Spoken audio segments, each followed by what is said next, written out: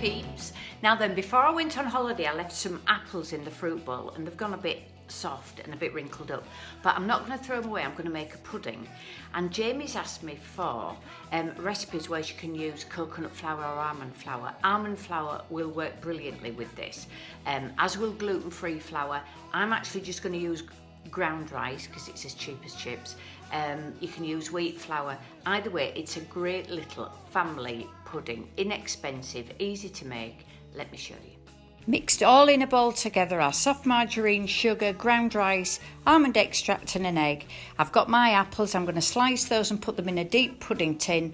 Give them a sprinkling of sugar, spoon that mix over the top, and then this will bake for about 50 minutes.